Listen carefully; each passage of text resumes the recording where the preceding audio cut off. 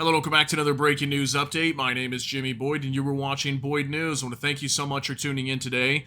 I've got some breaking news coming out from Belarus that I want to share with you. We are also going to talk about Russia in this video as well, and I've got some updates in regards to this whole Kursk offensive and everything, but we're primarily going to talk about the Russian side when it comes to the offensive that's happening inside of the Kursk region. We've been talking a lot about that. Ukraine pushing into Russian territory, taken well over 1,000 square kilometers already just in the Kursk region alone.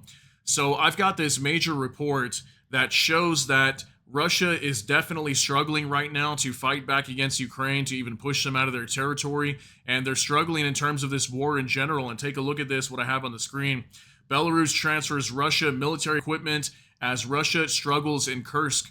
Okay, so what we're getting from a news article here, I'm going to show you in just a moment, is it looks like Russia has ordered Belarus to transfer some of their military hardware. We don't know exactly what they're sending them. Are they sending them tanks? Maybe transport vehicles. Who knows what they're sending them? But definitely military equipment is going from Belarus over to Russia right now. And we just reported, I think it was just yesterday or the day before, that Belarus was also transferring military equipment to the southern side of their country on the border with Ukraine, as they supposedly came under attack by Ukrainian drones the other day. So I don't know what's going on with that, but definitely what we are hearing right now is Russia is struggling. They are running out of equipment. And how are they going to fight back against the Ukrainians, who are well equipped right now with lots of NATO equipment? We've already been hearing that Polish and German tanks are starting to storm through the border of Russia into the Kursk region. So I'm sure right now Russia is under extreme panic, and this shows this even more. We're also going to talk about mobilization that could be coming here in Russia very soon. I'll be talking about that in just a moment. But let me show you this article real quick that just came out. This is on RBC Ukraine. Lukashenko transfers military equipment from his own active units to Russia. Okay, this is from their own active units that they're using right now inside of their country. That shows a very dangerous situation for Vladimir Putin. Belarus is transferring military equipment to Russia, which is experiencing a lack of resources. Alexander Lukashenko instructed the transfer of the equipment from the active unit stockpiles to Russia, as the Belarusian army's arsenal is also depleted. That's interesting. Their arsenal is apparently depleted as well. I did not know that. I don't even know if that's even true. I have no idea.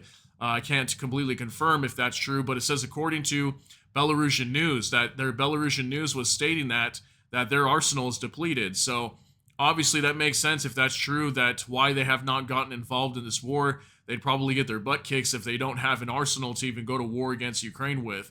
The agency learned about this decision of the president of Belarus from a source in the Belarusian Ministry of Defense.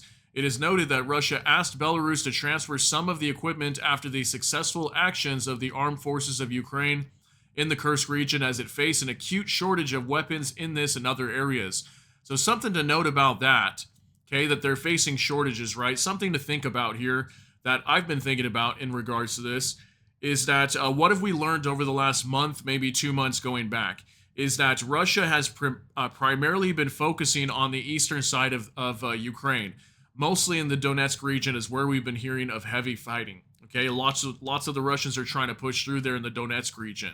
So what we heard just in the last month or so as well is that Russia was transferring lots of equipment from Crimea over to the eastern side of Ukraine. We also reported that they moved a lot of their equipment up near Finland on the northwestern side of their country, and they moved it down to as well to the eastern side of Ukraine. So what has Russia been focusing on is their continued offensive on the eastern side of the country, also maintaining the borders that they currently have drawn, right, inside of Ukraine with these annexed territories.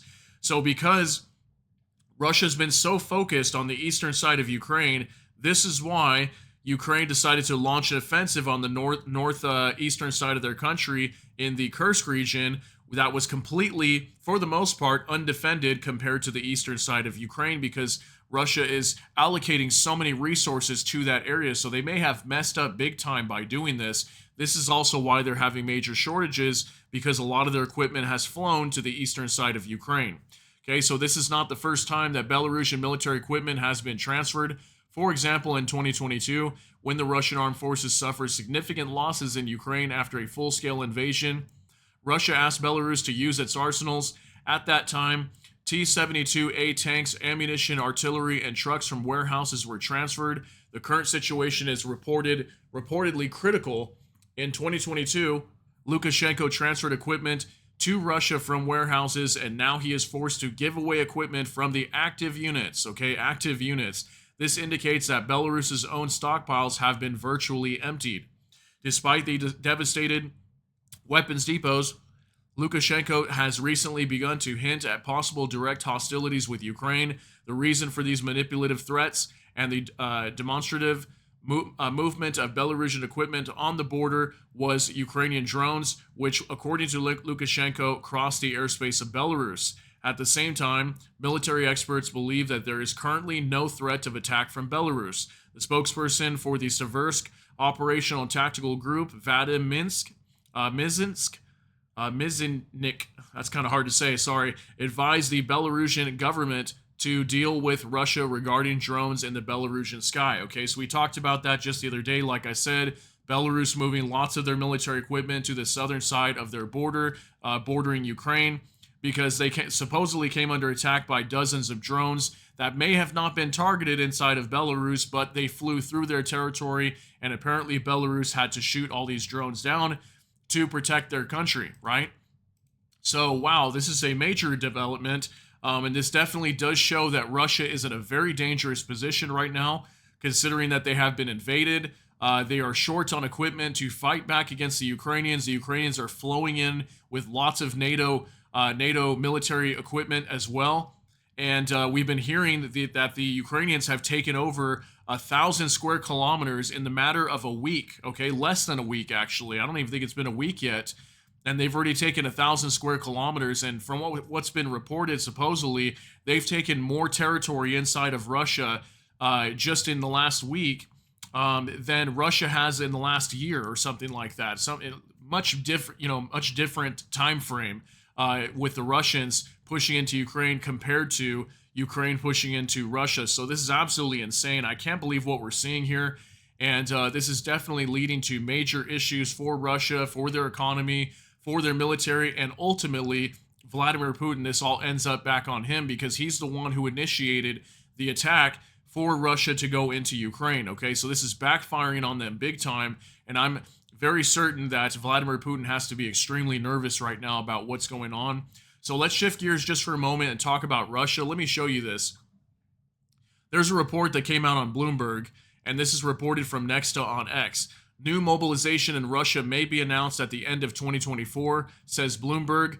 The Russian army lacks new soldiers to replenish the losses on the front, which have now reached the maximum since the beginning of the full-scale war in Ukraine.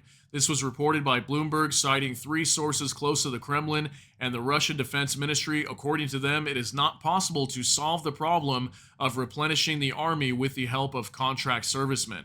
Okay, so at the same time, while they're running out of equipment, they are also running out of men. Okay, so this is a very, very big problem for Russia, and in order for them to solve that, they're going to have to do some sort of mobilization here again.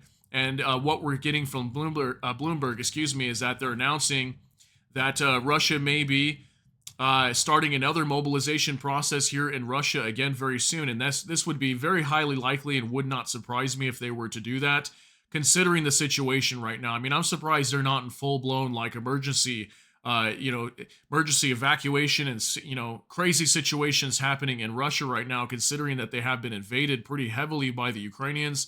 Obviously, this whole thing has completely done a U-turn and gone the way that I did not expect it to go. I was actually expecting Ukraine at some point to say, we cannot fight this war anymore. We need NATO's help or something like that.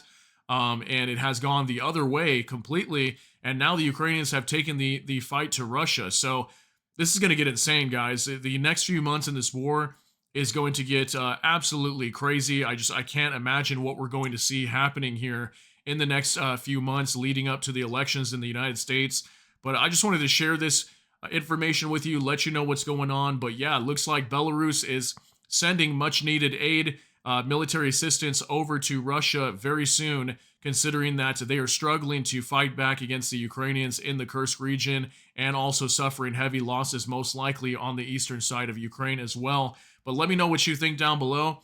That's going to be it for this update. If you got something out of this, please smash that like button. Also, if you enjoy my content, please consider subscribing down below. Hit the notification bell. That way YouTube can notify you. With that, hope y'all have a great day. Everybody take care and God bless, and we'll see you in the next one.